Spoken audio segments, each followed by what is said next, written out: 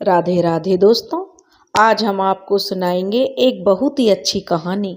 अगर आप हमारे चैनल पर नए हैं तो प्लीज़ हमारे चैनल को लाइक करें, सब्सक्राइब करें और शेयर करें। बाहर राजेश दरवाजे से आवाज़ लगा रहा था, आंटी जी गीता क्या कर रही है? तो गीता की माँ भी बोली, बेटा तुम अंदर आओ, गीता अपना होमवर्क कर रही है। वह कहने लगा, आंटी जी मैं उससे होमवर्क पूछने ही आया था। तो गीता की माँ बोली, अंदर कमरे में बैठी है, जाओ और उससे होमवर्क पूछ लो। तो राजेश गीता के कमरे में गया। राजेश ने गीता से कहा, गीता दिखाना क्या होमवर्क मिला है आज? गीता गुस्से में कहने लगी, आज फिर तू डायरी लेकर नहीं गया ना स्कूल में? राजेश अपने सर के बाल खुजलाने लगा और कहने लगा, गीता भूल गया था, चल अब दे भी दे। तभी गीता की मम्मी अंदर कमरे में आई और बोली, गीता दे दे बेटा, भूल गया होगा बेचारा, चलो दोनों साथ में बैठकर होमवर्क कर लो। वह कहने लगी, राजेश बेटा मैं पकौड़े बना रही हूँ, खाकर जाना। राजेश बोला, आंटी जी आपके पकौड़े तो मैं जरूर खाकर जाऊंगा, आप बनाती बहुत अच्छे हो। तभी गीता कहने लगी, हाँ हाँ मम्मी को मस्का लगा लिया हो तो पढ़ना शुरू करो, वरना स्कूल के बेंच पर खड़े होना पड़ेगा। ये गीता और राजेश दोनों चौथी क्लास में पढ़ते हैं, पर राजेश गीता से 2 साल बड़ा था। दोनों रोज लड़ते झगड़ते पर स्कूल एक ही साथ जाते। दोनों के घर बिल्कुल सटे हुए थे, इस कारण दोनों के परिवार वालों में भी बहुत ही अच्छे संबंध थे। गीता पढ़ाई में बहुत अच्छी थी, राजेश बस पास भर हो जाता वही गनीमत थी। दोनों में बस एक ही बात कॉमन थी और वे कि दोनों अपने माता पिता की इकलौती संतान थे। समय गुजरने के साथ साथ राजेश और गीता बड़े हो गए, पर दोनों के झगड़े बंद नहीं हुए। हाँ, पर बचपन में की तरह अब दोनों ज्यादा देर तक एक दूसरे से नाराज नहीं रह पाते थे। सुबह किसी बात पर दोनों में बोलचाल बंद हो गई, पर जैसे ही शाम हुई तो कभी राजेश तो कभी गीता एक दूसरे को मना लिया करते थे। दोनों की मम्मियाँ कहती, कोई कह सकता है कि ये दोनों कॉलेज में पढ़ते हैं, बचपना अभी नहीं गया दोनों का। पर इधर कुछ दिन से गीता के स्वभाव में परिवर्तन आ गया था। जैसे राजेश ने रोज की तरह उसके बाल खराब कर दिए, पर वो बस अपनी नजरें झुकाकर अपने कमरे में चली गई। आज वह राजेश से नहीं झगड़ी। राजेश अपने मन में सोचने लगा, इसे क्या हुआ है, कहीं बुखार तो नहीं हो गया। राजेश गीता के पीछे पीछे उसके कमरे में आ गया और उसका हाथ पकड़कर पूछा, नाराज हो गई क्या गीता? गीता नजरें झुकाए कहने लगी, नहीं। राजेश ने अपने दूसरे हाथ से गीता का चेहरा ऊपर उठाया तो गीता ने अपनी पलकें नहीं उठाई। हमेशा तेज स्वर में बोलने वाली गीता का यह रूप राजेश को बड़ा प्यारा लगा। दरअसल उससे तो वह 2-3 साल गीता से बड़ा था और 2-3 साल से उसे भी गीता अच्छी लगने लगी थी, पर जानबूझकर वह गीता के साथ बच्चों जैसी हरकतें करता था कि कहीं गीता उससे दूर ना हो जाए। आखिर 2 साल जो बड़ा था। राजेश 18 साल का हो गया था और गीता से 2 साल बड़ा था। गीता का अभी अभी 16वां साल लगा था। राजेश ने गीता को रिलैक्स करने के लिए अपनी जेब से चॉकलेट निकाली और उसके हाथ पर रख दी। गीता ने नजरें उठाई तो राजेश ने कहा, चलो गीता सोफे पर बैठकर खाते हैं। ऐसे ही दोनों अपने मन में एक दूसरे से प्यार करने लगे। गीता को खुद से इजहार करने में हिचक होती थी, तो राजेश की भी सोच कुछ ऐसी ही थी। गीता ने बीए करने के बाद एक प्राइवेट स्कूल में जॉब कर ली और राजेश की भी जो नौकरी की तलाश में लग गया था। बहुत मुश्किल से राजेश को एक कंपनी में नौकरी मिल गई, लेकिन सैलरी बहुत कम थी। दोनों अब कभी कभारी एक दूसरे से मिल पाते थे, पर संडे के दिन राजेश गीता के घर जरूर जाता। अब इधर गीता के मम्मी पापा गीता की शादी के बारे में सोचने लगे, इसलिए गीता कुछ परेशान रहने लगी थी। उसे कभी कभी राजेश पर बहुत गुस्सा आता तो कभी सोचती शायद राजेश किसी और को पसंद करता हो। एक दिन राजेश ऑफिस से घर आ रहा था। उस दिन सुबह से ही मौसम खराब हो रहा था, तेज बारिश हो रही थी, इसलिए शायद घर आते समय राजेश को कोई ऑटो नहीं मिला और वह पैदल ही अपने घर की तरफ चल पड़ा। थोड़ी दूर जाने पर उसने देखा कि एक बाइक सड़क पर गिरी हुई है और पास में ही एक इंसान घायल पड़ा था। राजेश ने करीब जाकर देखा तो उसके पांव और सिर पर चोट लगी थी। उसने उससे पूछा कि वो भैया कहाँ रहता है, अगर वो चाहे तो उसे घर या हॉस्पिटल छोड़ देगा, पर उसने बताया कि उसका घर यहाँ से बहुत दूर है। राजेश ने उसे अपनी बाइक पर संभाल कर बिठाया और पास के ही किसी हॉस्पिटल ले जाने की सोचने लगा। फिर सोचा पता नहीं इतनी बारिश में कोई डॉक्टर वहाँ होगा भी या नहीं, इसलिए उसने राजेश ने बाइक अपने घर की ओर मोड़ दी। घर में राजेश की मम्मी ने उसके जख्मों को गर्म पानी से साफ किया और चोट पर हल्दी लगा दी। फिर हल्दी वाला दूध पीने को दिया। चोट भी लगी थी और थकान भी थी, इसलिए राजेश की मम्मी ने उसे खाना खिलाकर सोने के लिए कहा और जल्दी उसे नींद आ गई। सुबह जब उसकी नींद खुली तो उसे अच्छा फील हो रहा था, पर फिर भी राजेश ने डॉक्टर को घर पर बुला लिया। इस युवक का नाम करण था और यह शहर के जाने माने रईस ज्ञानचंद जी का बेटा था।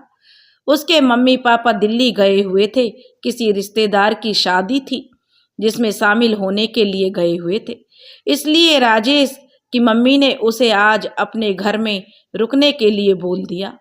हालांकि डॉक्टर ने कहा कि चोट ऊपरी है, घबराने की कोई जरूरत नहीं है। आज की सुबह रविवार की सुबह थी और जब राजेश गीता के घर नहीं आया तो गीता ही उसके घर आ गई। राजेश के कमरे में जो करण बिस्तर पर लेटा हुआ था और राजेश बाथरूम में नहाने गया था। गीता राजेश के कमरे में आई तो देखा राजेश के बिस्तर पर जो लेटा हुआ है उसने घुटने पर उसके हल्दी लगी हुई है, जैसे ही चोट पर लगाते हैं। वो देखकर परेशान हो गई। उसने सर पर हाथ रखकर पूछा, ये क्या हुआ, इतनी चोट तुम्हें कैसे लग गई? दरअसल करण और राजेश की कदकाठी एक जैसी थी, फिर भी करण ने जो राजेश की टी शर्ट और हाफ पैंट पहन रखी थी और करण ने अपने चेहरे को अपने हाथ से ढक लिया था खिड़की से आ रही धूप की वजह से, इसलिए गीता को लगा कि राजेश ही है। गीता की आवाज सुनकर जो करण ने अपने चेहरे से अपने हाथ को हटाया, उस समय वह गीता जो करण के चेहरे पर झुकी हुई थी। करण ने गीता को देखा तो जैसे देखता ही रह गया। बड़ी बड़ी काली आंखें थी, बहुत ही सुंदर थी। और वह राजेश की जगह गीता ने जब किसी और को देखा तो वह हड़बड़ाते हुए पीछे हटने लगी, पर उसका दुपट्टा करण की घड़ी में उलझ गया और उसे दुपट्टा छुड़ाने के लिए रुकना पड़ा।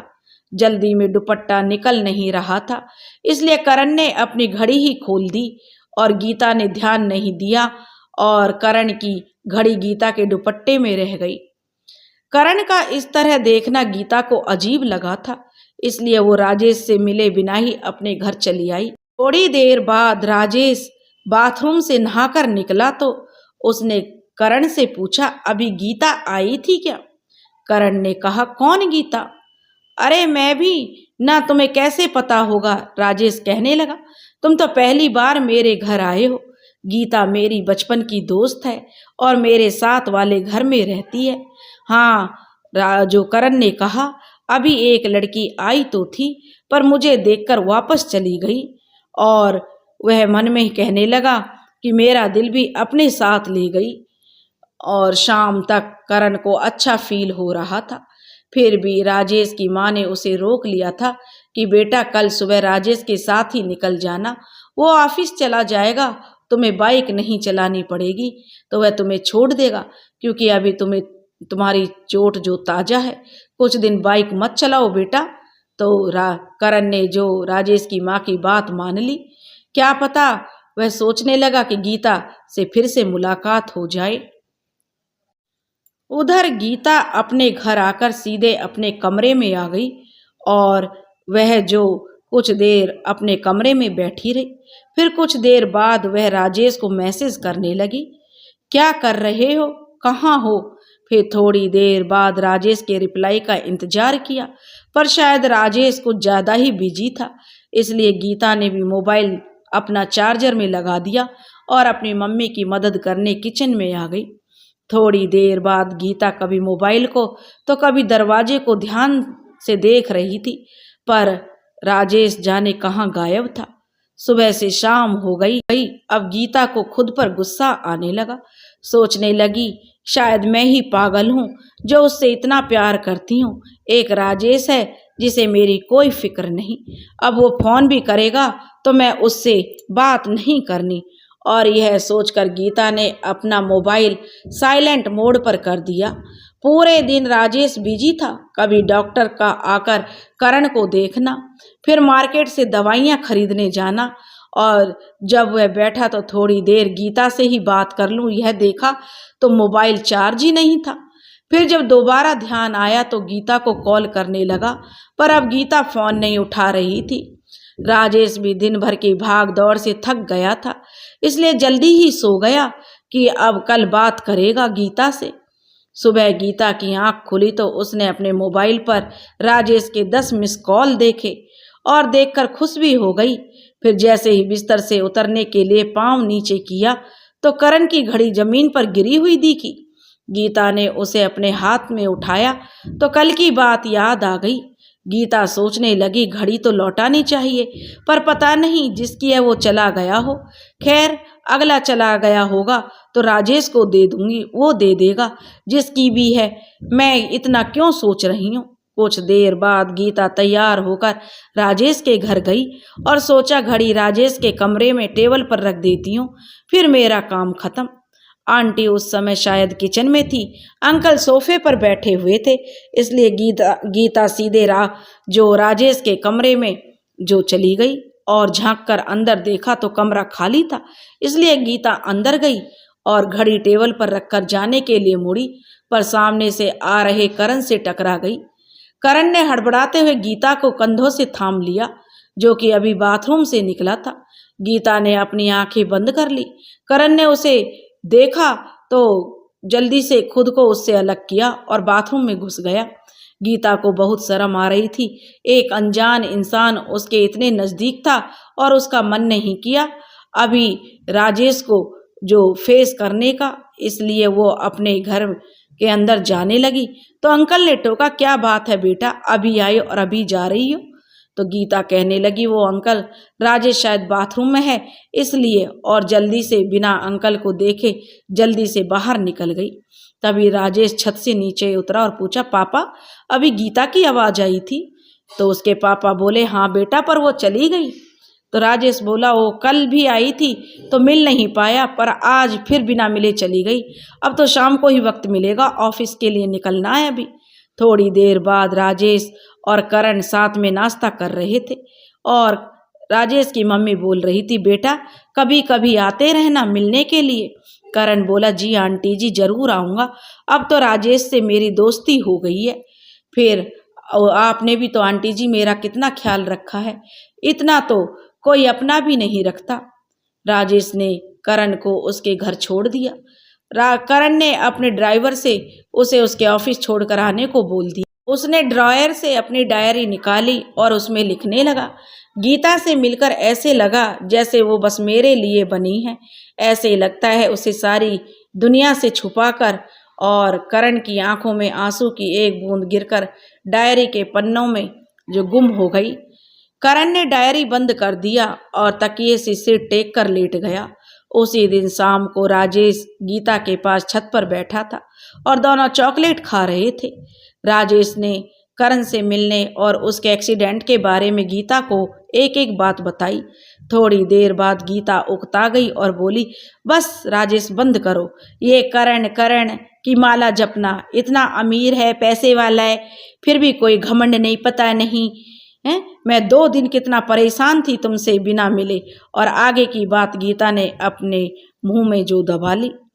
क्या कह रही थी, राजेश ने गीता का हाथ अपने हाथ में लेते हुए पूछा। गीता ने शर्मा कर अपनी नजरें झुका ली।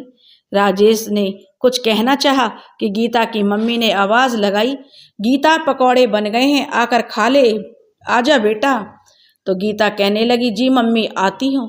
गीता ने कहा राजेश से अपना हाथ छुड़ाकर वह नीचे चली गई।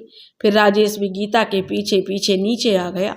2 दिन बाद करण अपने मम्मी पापा उसके आ गए थे और करण की मम्मी अपने बेटे को चोट देखकर जो परेशान हो गई और कहने लगा करण, अरे मम्मी मामूली सी चोट है, आप क्यों चिंता कर रही हो। फिर करण ने राहुल के बारे में अपनी मम्मी को बताया और उसकी मम्मी के बारे में भी कि उन्होंने मेरा कितना ख्याल रखा।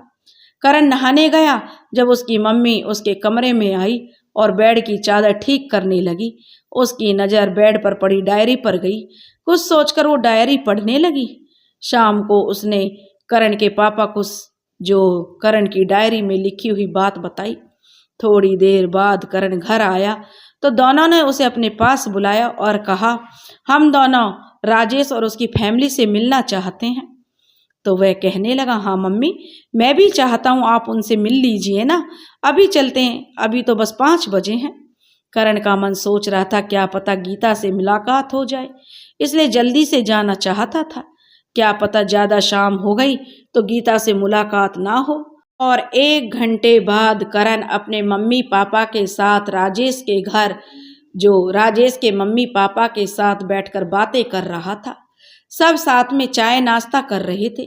तभी राजेश और गीता दोनों साथ साथ अंदर आए। करण ने गीता को देखा तो थोड़ी देर पलकें झपकाना भूल गया। करण गीता को बहुत प्यार से देख रहा था। राजेश ने करण और उसके मम्मी पापा को अपने घर देखा तो आगे बढ़कर करण के मम्मी पापा को हाथ जोड़कर प्रणाम किया और उनके साथ गीता ने भी सबको प्रणाम किया। करण की मम्मी ने गीता के सर पर प्यार से हाथ फेरा और बोली, बड़ी प्यारी बच्ची है, ये कौन है बहन जी। तो जो राजेश की मम्मी बोली, जी हमारे साथ वाले घर में रहती है बहन जी, गीता नाम है इसका। राजेश और गीता दोनों बचपन से दोस्त हैं। दोनों कितना भी लड़े झगड़े पर फिर जल्दी ही दोस्ती हो जाती है दोनों में। आप भी ना मम्मी, राजेश ने अपनी मम्मी से जो टोक दिया। और फिर करण ने कहा, चलना राजेश, हम छत पर चलते हैं। छत पर तीनों आ गए पर बोल बस राजेश ही रहा था। गीता चुपचाप अपने पाँव के अंगूठे को निहारने लगी थी और करण राहुल की बातों को सुनकर बस हाँ ना में जवाब दे रहा था। उसकी नज़र तो गीता पर थी पर राजेश पास में था, इसलिए नज़रें बचाकर देख रहा था। थोड़ी देर बाद करण के पापा ने आवाज़ दी, बेटा चलो अब बहुत देर हो जाएगी, घर चलते हैं। जाते समय उन्होंने राजेश को कहा, बेटा किसी दिन आना हमारे घर अपने मम्मी पापा को लेकर। तो राजेश ने कहा, जी अंकल। और उसी दिन रात में करण अपने पापा से बोल रहा था, पापा राजेश को आप अपने ऑफिस में नौकरी दे सकते हैं। क्यों, क्या बात है। उसके पापा ने कहा, बेटा वो तो नौकरी करता ही है ना। तो करण कहने लगा, हाँ पापा, पर उसकी सैलरी बहुत कम है, इसलिए वो बहुत परेशान रहता है। तो उसके पापा कहने लगे, जरूर, जिसने मेरे बेटे की खुशी मिलेगी वह काम मैं जरूर करूँगा। तो करण बोला, सच पापा। तो उसके पापा बोले, हाँ बेटा, तुम उसे कल सुबह ही अपने ऑफिस बुला लो और एक नई बिल्डिंग बनाने का काम शुरू होने वाला है, उसे देखने के लिए मुझे जो मैनेजर की ज़रूरत पड़ेगी ही। करण ने कहा, थैंक्स पापा। फिर करण ने अपने कमरे में बैठकर राजेश को मैसेज कर दिया। राजेश अभी सोया नहीं था। उसने करण का मैसेज पढ़ा कि सुबह 9 बजे मेरे घर आ जाना, मैंने पापा से तुम्हारी जॉब के लिए कहा है, एक मैनेजर की पोस्ट खाली है। राजेश मैसेज पढ़कर बहुत खुश हुआ और उसी समय करण से फ़ोन पर बात की। सुबह 9 बजे राजेश करण के घर पहुंच गया। करण और उसके पापा भी नाश्ता करने के बाद ऑफिस जाने के लिए निकल रहे थे। करण ने राजेश को अपने साथ कार में बिठा लिया। ऑफिस में राजेश को उसका काम समझा दिया गया। काम कुछ खास नहीं था पर सैलरी 50,000 रुपये मंथली थी, जो कि करण की मेहरबानी से थी। पर जो भी हो, अब राजेश बहुत खुश था और शाम को घर आते समय सोच रहा था आज गीता से अपने प्यार का इजहार करेगा। और ख्यालों में ही वो गीता का शर्म से लाल चेहरा महसूस कर रहा था और सोच रहा था कि अब वो अपनी मम्मी को कहेगा कि गीता की मम्मी से शादी की बात करे। राजेश खुशी खुशी अपने घर आया और वह घर आकर जो फिर गीता के घर पहुंच गया। गीता के घर में एक मुश्किल आ गई थी। गीता के पापा का एक्सीडेंट हो गया था, जिसमें उसके पापा का पैर फ्रैक्चर हो गया। सर पर भी थोड़ी चोट लग गई थी। अब अंकल जी की ऐसी हालत में राजेश अपने प्यार का इजहार कैसे कर सकता था, इसलिए थोड़ी देर अंकल के पास बैठकर अपने घर आ गया। आज रात राजेश को बहुत अच्छी नींद आने वाली थी। उधर करण गहरी नींद में सोया था कि कोई ख्वाब देखकर उसकी नींद खुल गई। उसे लगा जैसे वो मीलों चला हो और उसे बहुत थकान महसूस हो रही हो और प्यास भी लगी थी। करण ने पानी पीने के लिए जग उठाया और उसमें पानी नहीं था, जग पूरा खाली था, इसलिए वो किचन में पानी लेने गया। करण ने फ्रिज से पानी की बोतल निकाली और एक सांस में पानी पीने लगा और अपने मन की बेचैनी को जो वह पानी से दूर करना चाह रहा था। पर ठंडे पानी की वजह से उसे खांसी होने लगी और वो खांसते खांसते ही वहीं किचन के फर्श पर बैठ गया। करण के खांसने से उसकी मम्मी की नींद खुल गई और वो भागकर उसके पास आई और उसके सीने और पीठ को सहलाने लगी। कुछ देर में उसकी खांसी रुकी तो वो रोने लगा। उसकी मम्मी ने उसे गले लगा लिया और कहा, क्यों माँ, मैंने ऐसा क्या गुनाह किया है जो भगवान ने मुझे आप और पापा जैसे अच्छे माता पिता दिए। रुपया पैसा इतना कि कहूँ तो मुझे मिल जाए, पर जिंदगी नहीं दी, बस 6 महीने तक की मोहलत दी है। पर मैं तो जीना चाहता हूँ मम्मी। माँ, दुनिया की खूबसूरती में खुलकर सांस लेना चाहता हूँ। गीता के साथ नहीं दुनिया बसाना चाहता हूँ। हाँ माँ, मैं गीता को बहुत पसंद करता हूँ। गीता बहुत ही अच्छी लड़की है। करण के पापा ने देखा कि बहुत देर हो गई है और वो भी वहीं आ गए कि कहीं करण की तबीयत ज़्यादा खराब तो नहीं हो गई। उन्होंने करण की बात सुनी तो उसके करीब आ गए और उसे गले लगा लिया और उन्होंने कहा, तुमने कभी कोई गलत काम नहीं किया बेटा। देखना, तुम्हारे दिल का ऑपरेशन भी अच्छे से होगा। तुम अपने सारे सपने पूरे करोगे। दरअसल करण के दिल में जन्म से ही छेद था, इसलिए उसके ऑपरेशन में बहुत मुश्किल है। डॉक्टरों ने कहा कि ऑपरेशन सक्सेसफुल होने के चांसेस बस 10% हैं। बचपन से ही करण दवाइयों पर निर्भर था। अब तो डॉक्टर ने बोल दिया था कि ऑपरेशन बहुत जरूरी है, पर साथ में यह भी कि बचने के चांसेस भी बहुत कम हैं। इसलिए करण ऑपरेशन के लिए तैयार नहीं है कि कम से कम 6 महीने तो जिंदगी जी ले। करण की मम्मी पापा नहीं चाहते कि कितने मंदिर, मस्जिद, गुरुद्वारे, चर्च जाकर उन्होंने अपने बेटे की जिंदगी की फरियाद लेकर जाते हैं और बहुत सारे अनाथ आश्रमों में पैसा डोनेट करते हैं। शायद भगवान उनके बेटे को जिंदगी बख्श दे। करण के पापा ने उसे संभाला और फिर उसे कमरे में लेकर गए। ज्ञानचंद जी अपने बेटे को सुलाकर आ गए थे, पर उनकी आंखों में नींद नहीं थी।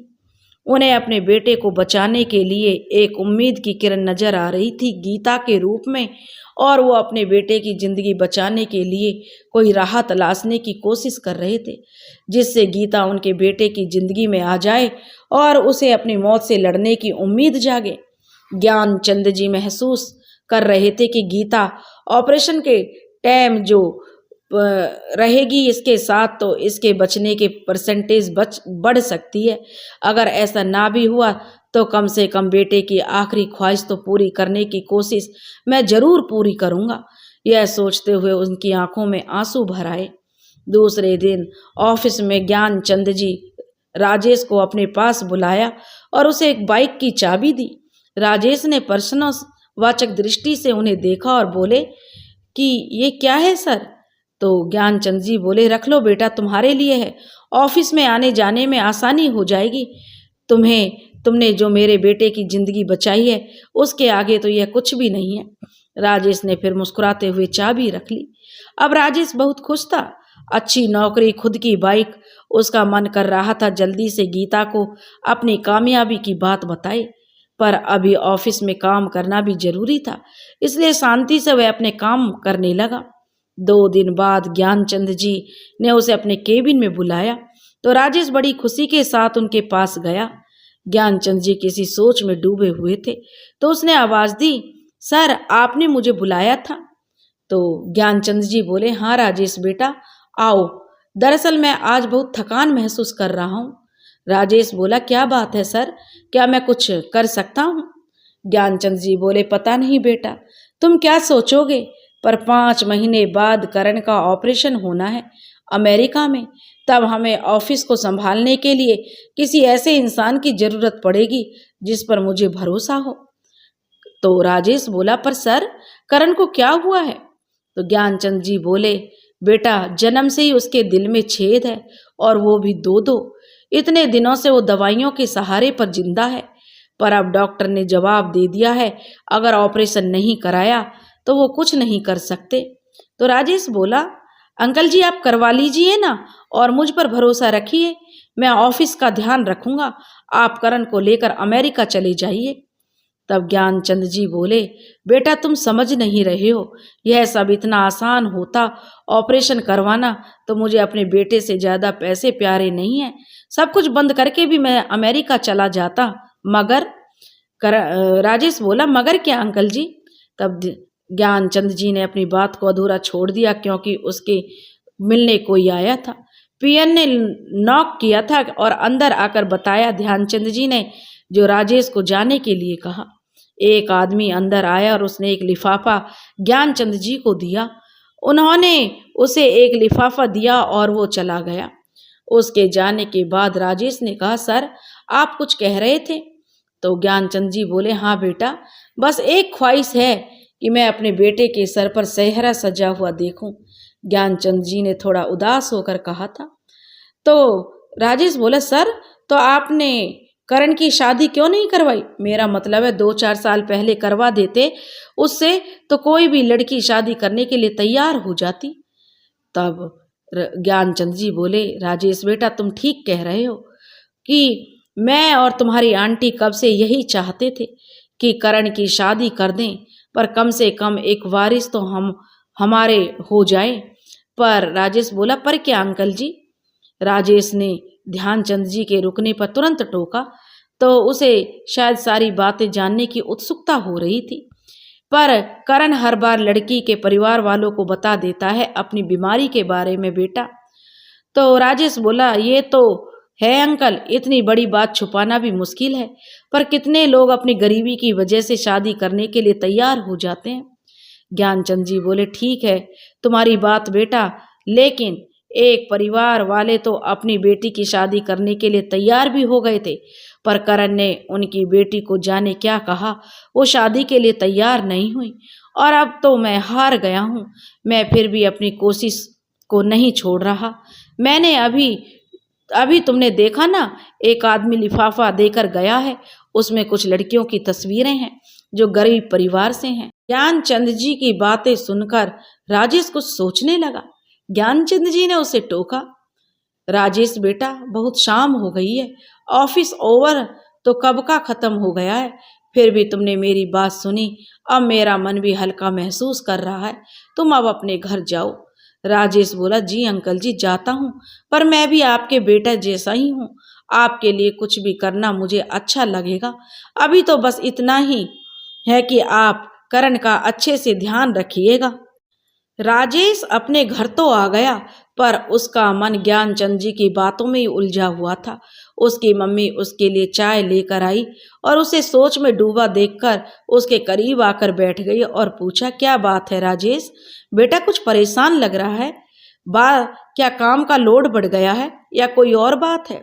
राजेश बोला, नहीं माँ, काम की बात नहीं है, बस ऐसे ही सोच रहा था कि कितना अच्छा होता कि मेरे पास भी करण की तरह बड़ी गाड़ी होती, बंगला होता तो कितना अच्छा होता ना माँ। बोलते बोलते राजेश ने अपनी मम्मी की ओर देखा तो राजेश की मम्मी ने उसके सिर पर चपत लगाते हुए कहा, कोई बात नहीं बेटा, अब तो तेरी सैलरी भी अच्छी हो गई है, तो खुद की बाइक भी तेरे पास है, एक दिन तेरे सपने जरूर पूरे होंगे, बस मेहनत और लगन से अपने काम कर तू, अब सोचना बंद कर और चाय पी ले वरना ठंडी हो जाएगी। तब राजेश ने मुस्कुराते हुए चाय का कप उठा लिया। दूसरे दिन ऑफिस में राजेश ऑफिस से जो घर आने के लिए निकल रहा था कि वही आदमी अंदर जा रहा था जो कल ज्ञानचंद जी को एक लिफाफा देकर गया था। राजेश के मन में उत्सुकता हुई कि आज यह फिर क्यों आया है, इसलिए वो वापस जो ऑफिस के अंदर आया कि पता तो चले वजह क्या है। और इस वक्त ऑफिस में कोई और वर्कर भी नहीं था, केवल वॉचमैन और चपरासी ही थे। ज्ञानचंद जी अपने केबिन में बैठकर शायद इसी आदमी के आने का इंतजार कर रहे थे, क्योंकि वो सीधे उनके केबिन के अंदर ही चला गया था। थोड़ी देर बाद जब वो बाहर निकला तो राजेश ने दरवाजा लॉक किया। ज्ञानचंद जी ने उसे अंदर बुलाया और पूछा, क्या बात है बेटा राजेश, तुम अभी तक घर नहीं गए, कुछ कहना चाहते हो क्या? तो राजेश बोला, जी सर, मैं बैठ जाऊं? तो ज्ञानचंद जी बोले, हाँ हाँ बैठो बेटा। तब राजेश बोला, सर मैंने जब से करण के बारे में सुना है उसके बारे में सोचकर बहुत दुख हो रहा है। मैं बहुत परेशान हूँ, काश मैं आपकी कोई मदद कर पाता सर। राजेश, ज्ञानचंद जी बोले, एक बात है जो मैंने तुम्हें नहीं बताई। राजेश बोला, कौन सी सर? तब ज्ञानचंद जी बोले, याद है तुम्हें, मैं तुम्हारे घर आया था तो तुम्हारे साथ एक लड़की भी थी। राजेश बोला, हाँ सर बिल्कुल याद है, वो लड़की मेरी बचपन की दोस्त गीता है। तो ज्ञानचंद जी बोले, अच्छा तो उसका नाम गीता है? राजेश बोला, हाँ सर, पर आप कुछ बताने वाले थे। तो ज्ञानचंद जी बोला, वही बता रहा हूँ बेटा, दरअसल वो लड़की करण को बहुत अच्छी लगी। पहली बार हुआ है जब कोई लड़की करण को इतनी अच्छी लगी हो, पर इतनी अच्छी लड़की भला करण से शादी क्यों करेगी? करण तो बस 6 महीने। इतना बोलकर ज्ञानचंद जी थोड़ा चुप हो गए तो राजेश की ओर देखा तो राजेश गीता का नाम सुनकर चौंक गया था। राजेश को चुप देखकर ज्ञानचंद जी ने कहा, काश कि मेरे बेटे की आखिरी ख्वाहिश में पूरी कर पाता, काश कोई करिश्मा हो जाए, मैं उसे गाड़ी बंगला सब दे दूं जो मेरे लिए मेरे बेटे की खुशी पूरी करने में मेरी मदद करेगा। फिर राजेश की ओर देखकर बोले, बेटा तुम्हें घर जाने में देर हो जाएगी।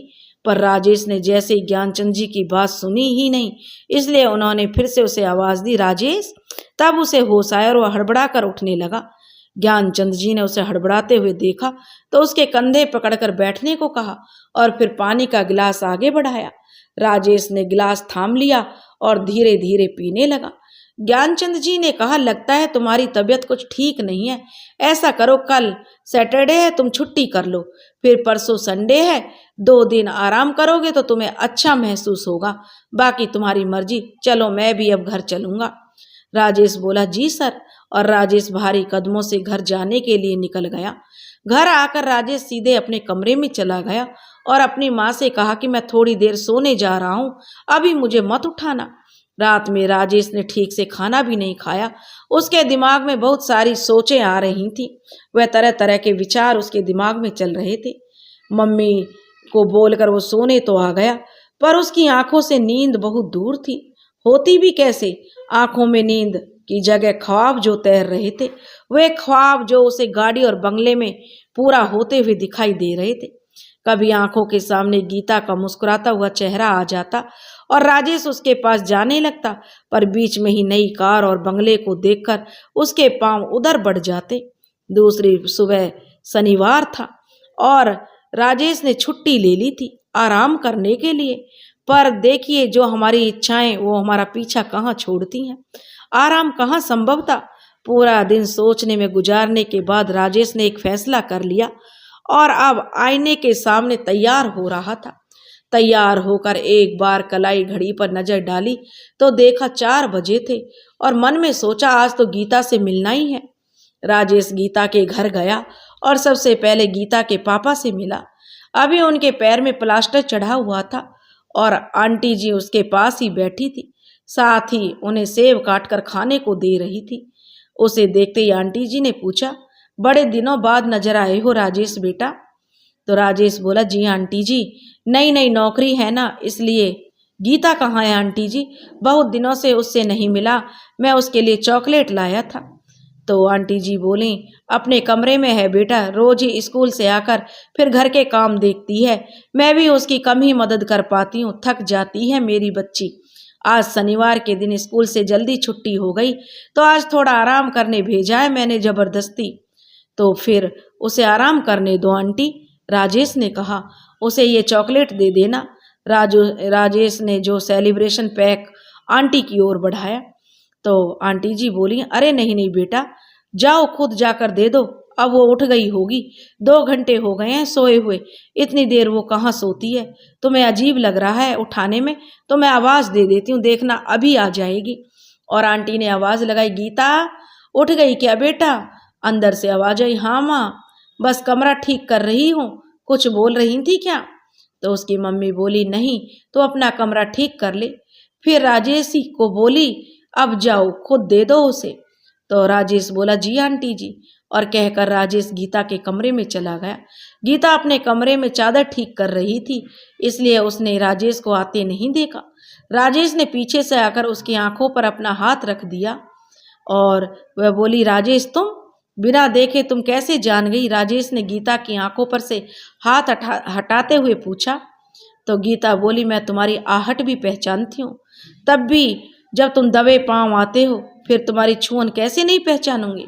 राजेश ने गीता के साथ मिलकर बेड पर चादर बिछाई और दोनों साथ में बैठ गए।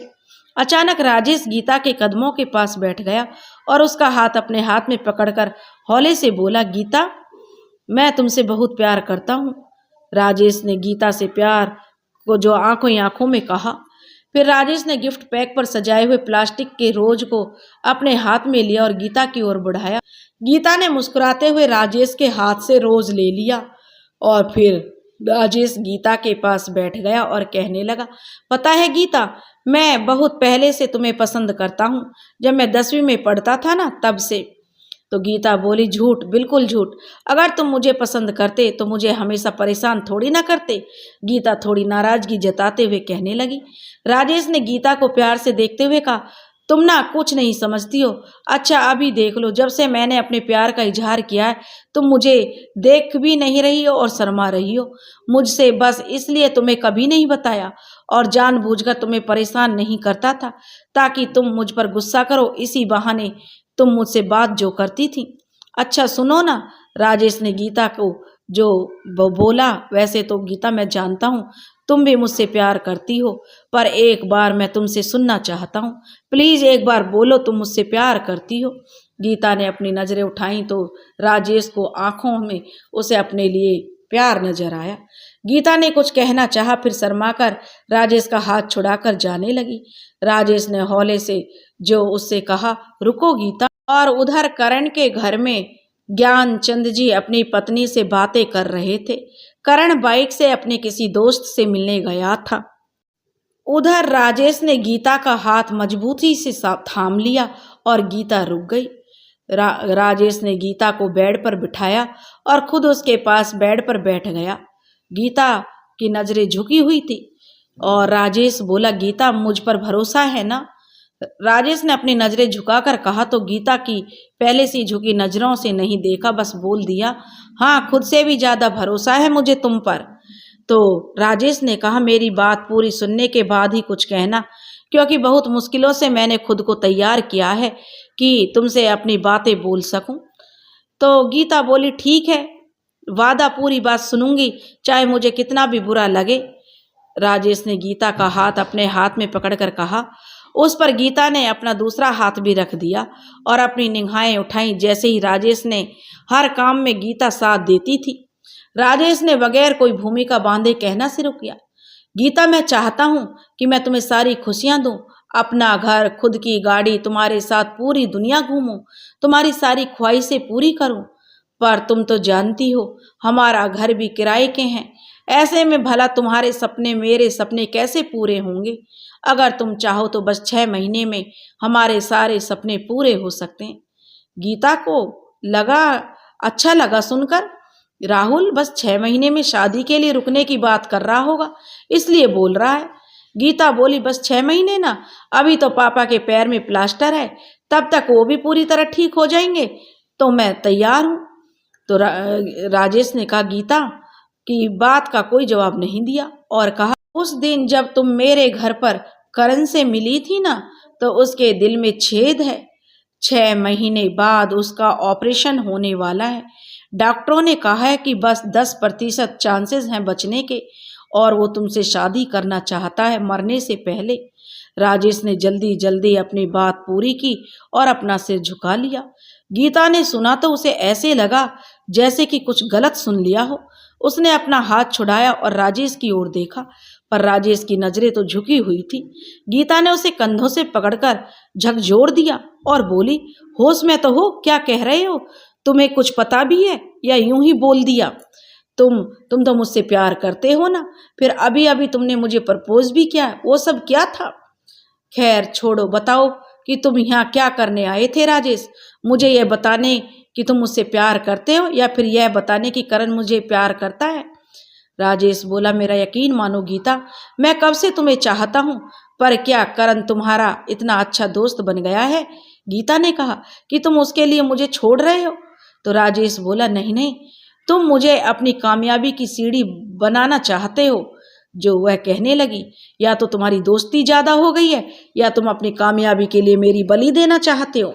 एक बार सोचकर देखो गीता, राजेश ने कहा, तुम्हारे पापा एक प्राइवेट स्कूल में टीचर हैं और कुछ ट्यूशन करके घर चलाते हैं, पर अब कम से कम 3 महीने वो अपनी जॉब पर नहीं जा पाएंगे और ना ही ट्यूशन पढ़ाने। हो सकता है कि उनकी नौकरी भी चली जाए। फिर तुम्हारी जॉब से अगर तुम चाहो तो केवल घर खर्च चल जाएगा।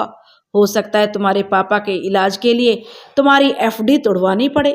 फिर तुम्हारी शादी के लिए तुम्हारे पापा के पास कुछ भी नहीं होगा तो वो कितने परेशान होंगे, जबकि अगर तुम चाहो तो सारी खुशियां हमारे कदमों में होंगी। मैंने तुम्हें सब बता दिया है। तुम सोचो, बेटियां तो अपने परिवार के लिए सब बहुत कुछ सह लेती हैं, तुम्हें तो बस 6 महीने एक अनचाहे इंसान को झेलना है। फिर मैं तुमसे शादी करने के लिए तैयार हूँ।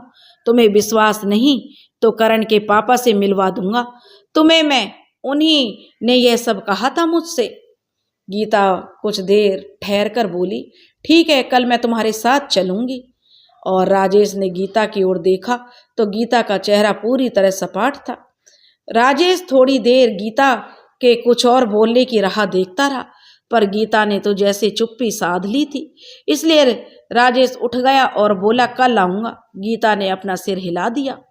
गीता अब राजेश के साथ करण के घर गई। अभी वो दोनों दरवाजे पर ही पहुंचे थे कि एक कार तेजी से चलती हुई आई और एक बुजुर्ग को टक्कर मारकर आगे बढ़ गई। करण का घर तो आ ही गया था, इसलिए गीता ने राजेश से कहा, तुम इन्हें हॉस्पिटल लेकर जाओ, मैं चली जाऊंगी करण से मिलने। बुजुर्ग की हालत वाकई गंभीर लग रही थी, इसलिए राजेश ने गीता की बात मान ली और वह उन्हें लेकर चला गया। गीता बोझिल कदमों से करण के घर के अंदर जा रही थी कि घर में एक आदमी बाहर निकल रहा था। गीता ने उसे रोका और पूछा, सुनो, अंदर ज्ञानचंद जी हैं? तो वह बोला, जी हैं, पर इस वक्त वे बहुत परेशान हैं, पता नहीं इस समय आपसे मिलेंगे या नहीं। गीता बोली, क्यों, कुछ हुआ है क्या? तो वह आदमी बोला, जी, उनके बेटे ने दरवाजा बंद कर लिया है। उनके मम्मी पापा दरवाजा खोलने को कह रहे हैं, पर वो जवाब नहीं दे रहे, इसलिए हम चाबी बनवाने वाले को बुलाने जा रहे हैं। गीता ने सुना तो जल्दी से अंदर गई। ज्ञानचंद जी ने उसे आता देखा तो उसके पास आ गए। अभी गीता कुछ पूछना चाहती थी कि ज्ञानचंद जी ने खुद ही कहा, अच्छा हुआ बेटा तुम आ गई, शायद तुम्हारी आवाज सुनकर करण दरवाजा खोल दे। गीता ने कहा, पर हुआ क्या है? तब वो बोले, मैं और करण की माँ बातें कर रहे थे, तुम्हारे घर रिश्ता लेकर जाएंगे। बस वही बात सुनकर करण हम दोनों से नाराज हो गया। वो तुमसे बहुत प्यार करता है और नहीं चाहता कि तुम्हारी जिंदगी बर्बाद हो। जब हमने उसे समझाने की कोशिश की तो उसने अपने आप को कमरे में बंद कर लिया। आधे घंटे से ज्यादा हो गया है, इसलिए हमें डर लग रहा है। ठीक है, गीता बोली, मैं कोशिश करती हूँ।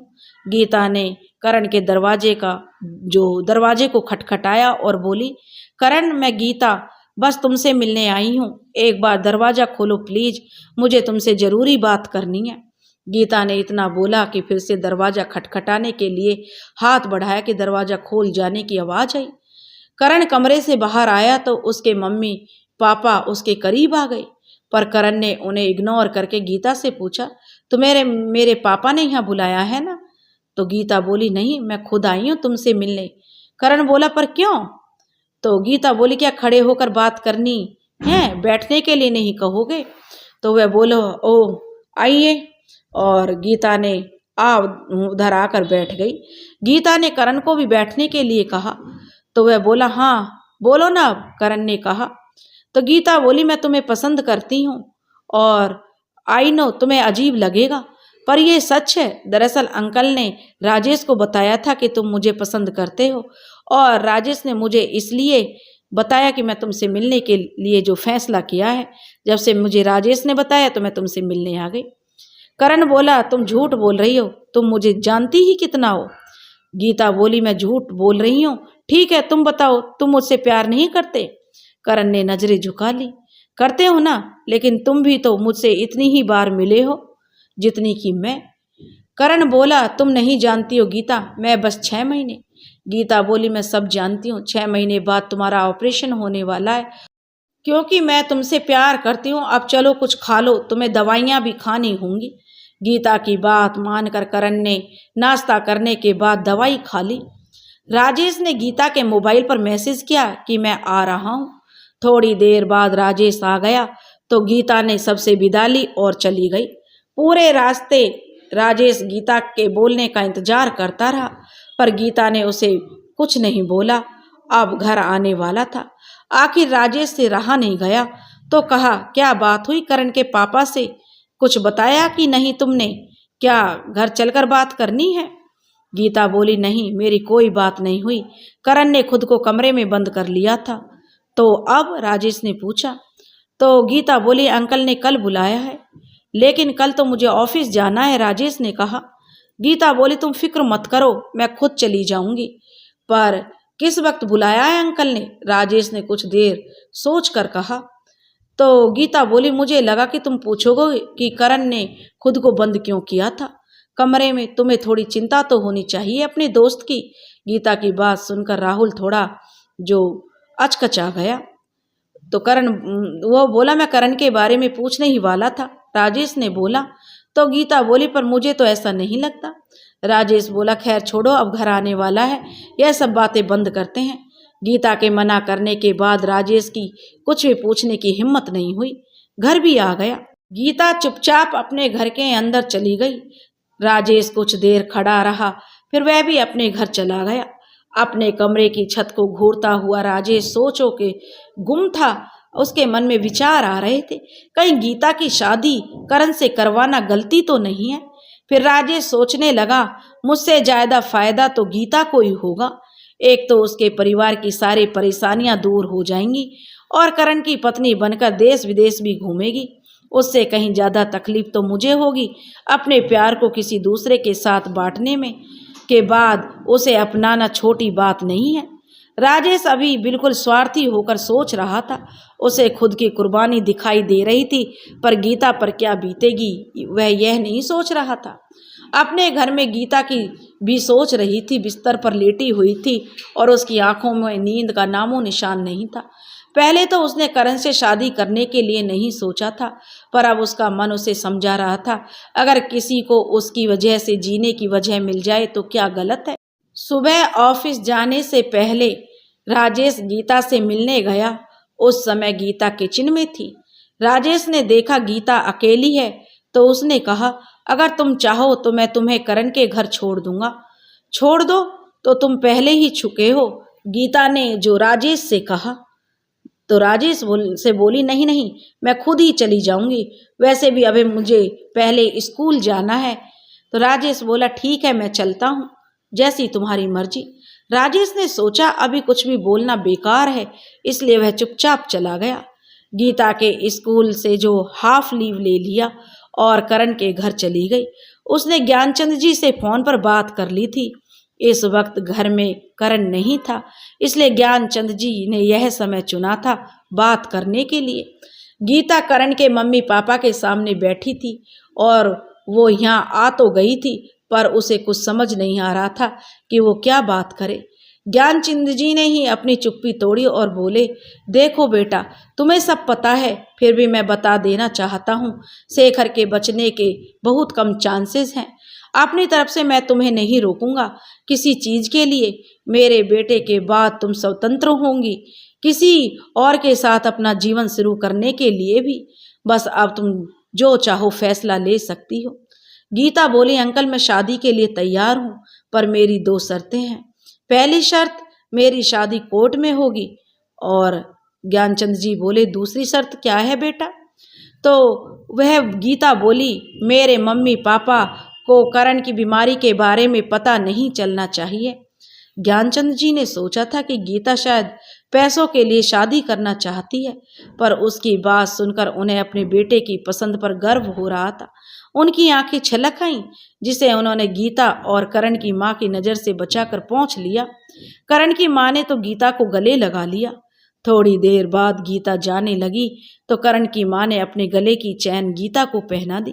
गीता ने बहुत मना किया, पर वो बोली कि मेरे लिए तो तू आज से ही अभी से मेरी बहू है। अपनी बहू को मुंह दिखाई देने का हक तो मेरा भी बनता है। उनका प्यार देखकर गीता उन्हें मना नहीं कर पाई।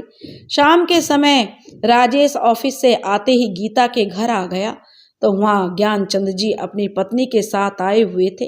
राजेश को देखकर गीता की मम्मी ने उसे बुला लिया और थोड़ी देर बाद गीता सबके लिए चाय नाश्ता लेकर आई।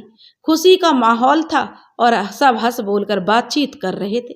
थोड़ी देर रुककर करण के मम्मी पापा चले गए। गीता की मम्मी तो बहुत खुश थी कि बेटी के लिए घर बैठे इतने बड़े घर से रिश्ता आ गया और यह सब राजेश की वजह से संभव हुआ है। अगर वो उस दिन राजेश के घर करण नहीं आया होता तो करण को गीता कैसे पसंद आती। मोहल्ले के लोग भी गीता की किस्मत से जो रश्क कर रहे थे। 15 दिन बाद आज करण और गीता की कोर्ट में शादी होने वाली थी। हालांकि गीता के पापा चाहते थे शादी अगर 3-4 महीने बाद होती तो बेटी की शादी धूमधाम से करते, पर ज्ञानचंद जी ने बताया कि करण 1 महीने बाद अमेरिका चला जाएगा क्योंकि वहाँ का बिजनेस भी देखना है, इसलिए शादी कोर्ट में कर लेते हैं और रिसेप्शन की पार्टी में सबको बुला लेंगे। शादी के समय राजेश की मम्मी और राजेश भी आए थे। गीता की ओर से करण ने मम्मी पापा और 2 दोस्त जो उसकी शादी में आए थे। गीता और करण गीता के घर जाकर गीता के पापा से मिलने गए। थोड़ी देर बाद गीता अपने घर से विदा हो गई।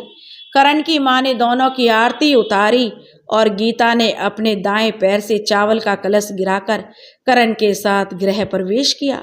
उसी रात करण को गीता के कमरे में फूलों से सजाया गया था और गीता दुल्हन के लिबास में घूंघट लिए पलंग पर बैठी थी। करण ने कमरे में प्रवेश किया तो करण ने गीता का जो घूंघट उठाया और प्यार से उसे देखा, पर जाने क्यों उसे गीता की आंखों में खुद के लिए प्यार नजर नहीं आया। करण ने गीता से कहा, अगर तुम चाहो तो ये सब भारी कपड़े बदल लो। गीता बोली, जी आप मुझसे नाराज हैं, मैंने कुछ गलती कर दी क्या? करण बोला, अरे नहीं, मैं तो बस ऐसे ही कह रहा था, इतने भारी कपड़े गहने पहनकर परेशान हो गई होंगी, बस इसलिए। करण की बात सुनकर गीता मुस्कुरा दी और वह कपड़े बदलने वॉशरूम में चली गई। थोड़ी देर बाद वह करण के साथ बैठी थी। उसके करीब दोनों पहले घर परिवार की बातें करते रहे। करण को नींद आने लगी तो वह लेटकर बातें करने लगा और गीता उसके बाल सहलाने लगी।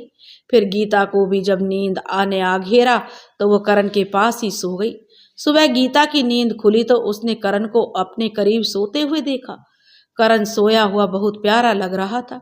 उसे यह सोचकर और भी प्यार आ रहा था कि करण ने उसके साथ कोई जबरदस्ती करने की कोशिश नहीं की।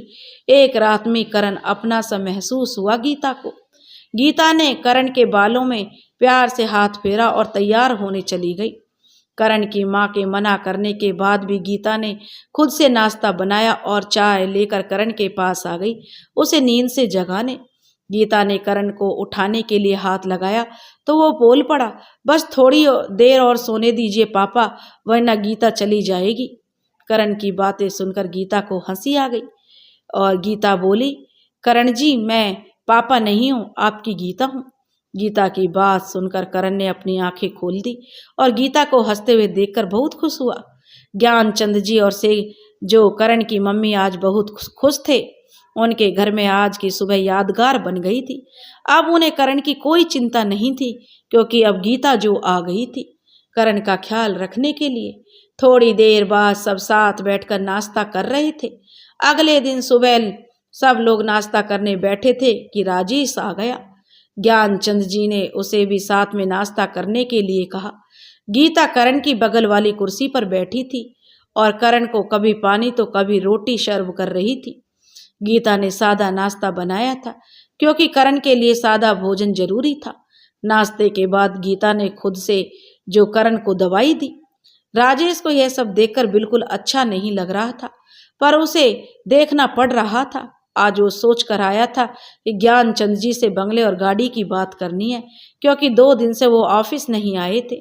नाश्ते के बाद राजेश ने ज्ञानचंद जी से कहा, सर मुझे आपसे कुछ बात करनी थी। ज्ञानचंद जी समझ गए कि राजेश क्या बात करना चाहता है, इसलिए उसे वे अपने कमरे में लेकर गए।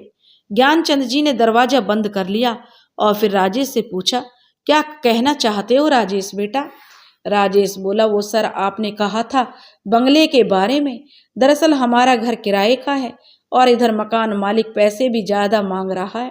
ज्ञानचंद जी सब समझ रहे थे कि राजेश जल्दी से जल्दी अमीर बनना चाहता है, पर उन्हें अपना वादा भी अच्छी तरह याद था। इसलिए उन्होंने कहा, 15 दिन बाद फ्लैट और नई कार की चाबी तुम्हारे हाथ में होगी, अब तुम जा सकते हो। राजेश ने उठकर दरवाजा खोला और चला गया। कुछ दिन बाद मकान मालिक गीता के घर आया तो गीता की माँ ने बिठाया और उसके सामने हाथ जोड़ दिए कि अभी कुछ दिन रुक जाइए तो मैं सारे पैसे दे दूंगी। मकान मालिक बोला, बहन जी आप मेरे सामने हाथ मत जोड़िए, अब यह घर मेरा नहीं है, मैंने इसे बेच दिया है। मैं तो बस यही बताने आया था, अब मैं चलता हूँ। उसी दिन शाम में ज्ञानचंद जी ने गीता के घर के कागजात गीता को दे दिए, इसे संभाल कर रख दो, और साथ में 2 टिकट भी दिए जो गीता और करण के शिमला जाने के लिए थे। शिमला जाने से पहले करण के साथ वह अपने मायके आई थी। करण गीता के मम्मी पापा के पास बैठकर बातें कर रहा था और गीता किचन में थी। उसी समय राजेश आया और सीधे गीता के पास किचन में चला गया। उसे अपने सामने देखकर गीता को अच्छा नहीं लगा, इसलिए वह बोली, तुम्हें करण के पास बैठना चाहिए राजेश। राजेश बोला, ठीक है चला जाऊंगा, पर मैं क्या सुन रहा हूँ तुम शिमला जा रही हो? तो गीता बोली, तो तुम्हें इससे क्या है? राजेश बोला, पर तुम कोई बहाना भी तो बना सकती थी, मत बोलो 6 महीने बाद तुम्हें मेरे पास ही आना है। गीता ने राजेश की ओर हिराकत भरी नजरों से देखा और बोली, मुझे तुम्हारे एहसान की कोई जरूरत नहीं है, तुम जा सकते हो। दूसरे दिन करण गीता को लेकर ऑफिस आया था और थोड़ी देर रुककर दोनों चले गए, पर बाहर आने के बाद करण को याद आया कि कार की चाबी तो पापा के केबिन में ही छूट गई, अभी उसे लेकर आता हूँ। वह गीता से बोला, अरे तुम रुको। गीता कहने लगी, मैं लेकर आती हूँ। इतना बोलकर गीता जल्दी से अंदर गई और पापा के केबिन में जाने लगी। अभी थोड़ा सा ही दरवाजा खोला था कि अंदर राजेश दिखाई दिया, जिसे ज्ञानचंद जी बंगले और कार की चाबी देकर कह रहे थे, लो मैंने अपना वादा पूरा किया। राजेश खुशी खुशी बाहर निकल रहा था, इसलिए गीता साइड में हो गई। अपनी खुशी में राजेश ने गीता को नहीं देखा और आगे बढ़ गया। गीता के मन में राजेश के लिए जो थोड़ी सी जगह थी, आज वो भी नहीं रही। गीता भी अंदर गई और कार की चाबी लेकर वह बाहर आ गई और करण के पास आकर उसे कार की चाबी दे दी। अगले ही 2 दिनों में शिमला के लिए फ्लाइट थी। जब 10 दिन बाद दोनों शिमला से वापस आए तो दोनों पूरी तरह से एक दूसरे के हो चुके थे। दोनों की आंखों में एक दूसरे के लिए प्यार झलक रहा था। कहते हैं प्यार भले पल भर का हो, चाहे प्यार भले पल जो जल्दी बीत जाए। आज करण और गीता को ऐसा ही महसूस हो रहा था। कल करण और गीता के साथ करण के मम्मी पापा भी अमेरिका जाने वाले थे, इसलिए गीता करण के साथ अपने मम्मी पापा से मिलने आई थी। गीता की मम्मी और गीता दोनों की आंखों में आंसू थे। यह देखकर करण को ऐसा लग रहा था कि सब उसकी वजह से है। इसलिए जब दोनों अपने घर जाने के लिए कार में बैठे तो करण गीता से माफ़ी मांग रहा था। गीता, मैं बहुत शर्मिंदा हूँ, अगर मुझे कुछ हो गया तो प्लीज़ अपनी ज़िंदगी बर्बाद मत करना। गीता ने अपने हाथ करण के होठों पर रख दिए और बोली, मुझे पूरा विश्वास है हम दोनों साथ रहेंगे। इसके बाद दोनों मंदिर गए और उनकी रात की फ्लाइट अमेरिका के लिए निकल गई। 3 महीने बाद गीता के पापा ने अपने स्कूल की जॉब ज्वाइन कर ली थी। उनकी नौकरी छूटी नहीं थी। आज पूरे 7 महीने बाद ज्ञानचंद जी अपनी पत्नी और बेटे बहू के साथ अपने ऑफिस आए थे। सारे स्टाफ को बोनस देने वाले थे और यह बोनस करण के ठीक होने की खुशी में था। गीता ने बड़े मन से राजेश को अपने हाथ से बोनस दिया। आखिर उसी की वजह से तो करण जैसे अच्छे इंसान से गीता की शादी संभव हुई थी। राजेश की नजरें गीता की नजरों का सामना नहीं कर पा रही थी, इसलिए उसकी नजरें झुकी हुई थी। अगले ही दिन गीता अपने मायके आई और राजेश उससे मिलने आया। अब वो दूसरी सोसाइटी में रहने लगा था अपने परिवार के साथ। उस समय गीता किचन में चाय बना रही थी और करण मम्मी पापा के पास बैठा हुआ था। राजेश गीता के पास आया और कह रहा था, अच्छी बात है करण ठीक हो गया, अगर वो ठीक नहीं होता तो मैं तुम्हें अपना लेता, इतना भी बुरा नहीं हूँ, मैं आज भी तुमसे प्यार करता हूँ। गीता बोली, बस एक बार बोल दिया, आगे कभी मत बोलना। करण और मेरे बीच विवाह का पवित्र बंधन है और मैंने 7 जन्मों के लिए बांध लिया है। भगवान ना करे उसके साथ कोई अनहोनी हो गई होती, फिर भी मैं उसकी यादों के सहारे जी लेती। आज जिस तरह तुम मेरे पास आ गए हो, दोबारा मैं बर्दाश्त नहीं करूंगी। और यह कहकर गीता चाय और नाश्ता लेकर सबके पास आ गई और राजेश घर से निकल गया। अभी राजेश आया था, करण ने गीता से पूछा तो गीता ने कहा, हाँ आया था, उसके किसी दोस्त का फोन आया इसलिए वो चला गया। दोस्तों, गीता और करण की जिंदगी आगे बढ़ गई और राजेश ने अपने लालच के लिए अपने सच्चे प्यार को बलि दे दी। वह इतना अमीर होने के चक्कर में अपने सच्चे प्यार को नहीं समझ सका और गीता ने अपने पति का अपनी सच्ची पत्नी बनकर उसका धर्म निभाया और आज उनकी जिंदगी खुशी से गुजर रही है। आज गीता के 2 छोटे नन्हे मुन्ने, एक बेटा और एक बेटी है। उनका बिजनेस पहले से ही काफी बड़ा था, अब देश विदेशों में भी फैल गया है और गीता की जिंदगी मानो खुशियों से भर गई है। करण जैसा पति उसे प्यार करने वाला है, छोटे छोटे बच्चे हैं, उसकी जिंदगी स्वर्ग बन गई है। उसने अपने पति को पूरी ईमानदारी के साथ अपनाया और 7 जन्मों का बंधन बांध लिया और अपने पति की लंबी उम्र की कामना करती थी, जो अपने पति को मौत के मुंह से खींच लाई। दोस्तों, अगर आपको हमारी कहानी पसंद आई हो तो प्लीज़ हमारे चैनल को लाइक करें, सब्सक्राइब करें और शेयर करें। राधे राधे।